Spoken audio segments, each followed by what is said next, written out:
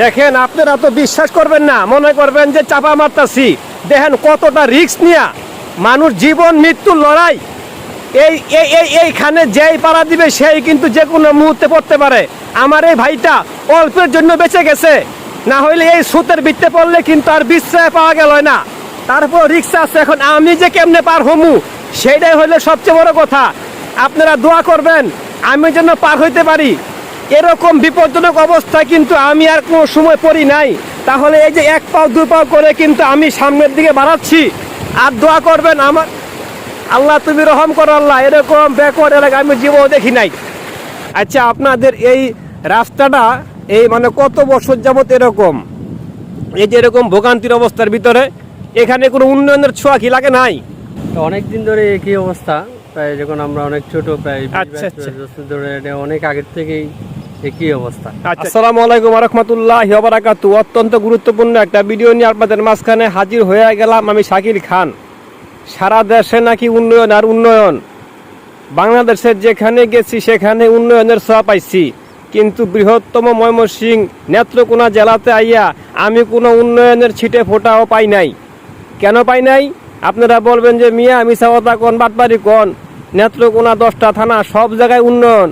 যদি সব জায়গায় উন্নয়ন হয়, আমি অবস্থান করতেছি বারহাট্টা থানায়, বারহাট্টা থানা অবস্থান করতেছি গাইঘুরিপুর এলাকায়, ফকিরের বাজার গাইঘুরিপুর এলাকায়, এটা রায়পুর ইউনিয়ন। ঠিক আছে, তাহলে এই যে দেখেন কি অবস্থা রাস্তার। ঠিক আছে, এইখানে মনে করেন যে রাস্তা দিয়ে পানি অল্পতে বৃষ্টি হইলে মনে করেন পানি গড়ায় গড়ায় যায়, যাওয়ার কোনো কাবু নাই। সেটা বড় কথা না, বড় কথা হয়েছে কি আমি যে রাস্তাটা দিয়া আসলাম এই গ্রামে, মনে করেন যে আমি আসছি, আসার পরে না হইলো 2 থেকে 3 কিলো রাস্তা, প্রায় 4 কিলো রাস্তা আমি হাইটে আসছি। যে দেখবেন ধুধু মানুষজন হাইটে আসতেছে। ঠিক আছে, তো ওই রকম রাস্তা পিছনে আরো কয়েক মাইল। ঠিক আছে, কোনো মনে করেন যে কোনো উন্নয়ন দেখি নাকি আমি, যে মাটি ছাড়া কাদা ছাড়া, তাও আবার মাঝখানে কতুরি ভাঙতি, 4টা-5টা ব্রিজ পরে মানুষজন মনে করেন গলা ফুটি পানি দিয়ে আসে, কেউ নৌকা পানি দিয়ে আসে, কেউ ল্যাংটা হয়ে আহে, কেউ মনে করেন যে লুঙ্গি মাথায় দিয়ে আহে, এমন একটা অবস্থা। আমি গ্রামবাসীর কাছে জিজ্ঞাসা করছি, অনেক মুরব্বীরা 70, 80, 90, 100 বছর বয়স হয়ে গেছে গা। আমি কইলাম চাচা আপনি এই এলাকায় কি রাস্তাঘাট কি আদৌ কি হয় নাই নাকি হইছে, এখন আবার নতুন করে হইব কোনটা? কয় বাবা রে, রাস্তাঘাট তো হইব দূরের কথা, আমরা এগুলির নাম গন্ধ আজ পর্যন্ত শুনি নাই গা। যারা এমপি হয়, চেয়ারম্যান হয়, খালি আমাকে আশ্বাস দেয় যে এই যে হয়ে যাবো গা, আমাকে পাস করায় দেন, আজ কইব কাল কইব, এমন করতে করতে আমাকে 70-80 বছর হয়ে গেল। আমরা এখন মৃত্যুর পথযাত্রী, কিন্তু রাস্তা আর দেখতে পাইলাম না। আমাকে সে ভাগ্যে হয় নাই রাস্তা দেখার বাবা, আমরা রাস্তা কইতুন দেখমু। তাহলে চিন্তা করেন এই অঞ্চলটা কতটা ব্যাকওয়ার্ড হইতে পারে। এটা বারহাট্টা থানা, ঠিক আছে, রায়পুর ইউনিয়ন, ঠিক আছে, ফকিরা বাজার এলাকা, গাইঘুরিপুর যে অঞ্চলটা আর কি, ফকিরা বাজার থেকে এই ওই দিক দিয়ে একটা অঞ্চল আছে, গাইঘুরিপুর যাওয়ার পথে এই রাস্তাটা পড়ে। এই রাস্তাটা মনে করেন যে শত বর্ষর এরকম ভোগান্তির ভিতরে আছে, কোনো সিটে ফোটাও নাই রাস্তাঘাটে। তো এই যে এখানে যে একটা ভাঙতি, মানুষ খুব কষ্ট করে পার হচ্ছে, দেখেন কি অবস্থা। ঠিক আছে, এদিক দিয়ে অল্প একটু বৃষ্টি হয়েছে, তাও এটা একেবারে মাটিগুলি সব ধুয়ে নিয়ে গেছে। আর ওদিক দিয়ে তো আরও 3-4টা ভাঙতি তো মনে করেন আছেই আপনার। তাহলে আমি সারা বাংলাদেশ সব জায়গায় আনাচে কানাচে গেছি, কিন্তু এরকম ব্যাকওয়ার্ড রাস্তা আমি জীবন আমি দেখি নাই গা। মুরব্বীদের কাছ থেকে আমি এখনো জিজ্ঞাসা করি যে আচ্ছা রাস্তাঘাট কি আদৌ হবে? কয় আমাকে তো স্বপ্ন দেখায়, রাস্তাঘাট আদৌ হইব কিনা তা আমরা জানি না। ঠিক আছে, দেখেন কি অবস্থা, এখনো এই অঞ্চলটা কতটা মানে আপনার ব্যাকওয়ার্ডের ভিতরে রয়ে গেছে।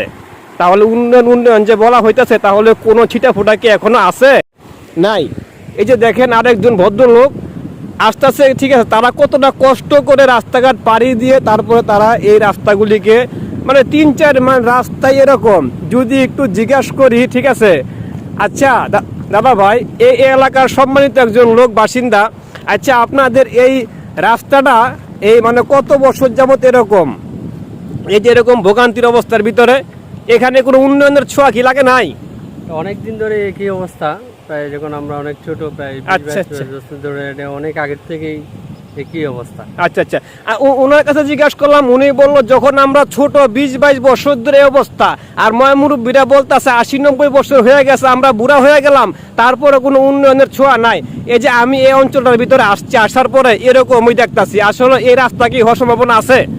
জি জি সম্ভাবনা আছে। আছে, এই যে রাস্তার কাজ চলতেছে, ইনশাআল্লাহ কাজ হয়ে আচ্ছা আচ্ছা, ভালো একটা খবর পাইলাম। এলাকার সম্মানিত একজন মানুষ, উনি বলল রাস্তা নাকি হবে, আশ্বাস দিছে। তারপরে শিউন না, অনেক মুরব্বীর কাছে জিজ্ঞাসি, কয় বাবারে খালি তো কয়, যে পর্যন্ত আমরা গাড়ি দিয়ে না চড়তে পারি পর্যন্ত আমরা বিশ্বাস করি না যে রাস্তা হইব কি না হইব। আসলে কিন্তু আপনাদের যে অঞ্চলটা, এটা কিন্তু একটা ব্যাকওয়ার্ড, রাস্তাঘাটে কিন্তু অনেকটাই ভোগান্তি। যদি রাস্তাঘাট হয় তাহলে কিন্তু এখানে আশেপাশের লোক যারা আছে তারা কিন্তু একটু শান্তি পাবে, তাই না? তাহলে আশা করা যায় রাস্তা হবে ইনশাআল্লাহ। ইনশাল্লাহ ইনশাল্লাহ। তাহলে রাস্তা আমরা শুনতে পারলাম যে সামনে অবশ্যই হবে, ঠিক আছে, কিন্তু এটা কিন্তু অত্যন্ত দুঃখজনক, বুঝতে পারছেন? এই যে এরকম ব্যাকওয়ার্ড আমি সারা বাংলাদেশের ভিতরে কোথাও দেখি নাই। কিন্তু যাই হোক, রাস্তা নাকি হবে, আপনারা দোয়া করবেন এই অঞ্চলের মানুষের একটু যেন ভালো থাকতে পারে। এবং অন্তত পক্ষে চলাফেরা যদি যে অঞ্চলে ব্যাকওয়ার্ড থাকে, সে অঞ্চলে কিন্তু দুর্ভোগের শেষ নাই, বুঝতে পারছেন? তো আজকের মতো এখানে, পরবর্তীতে দেখাবো আপনাদের যে রাস্তার পরিস্থিতিগুলি কি।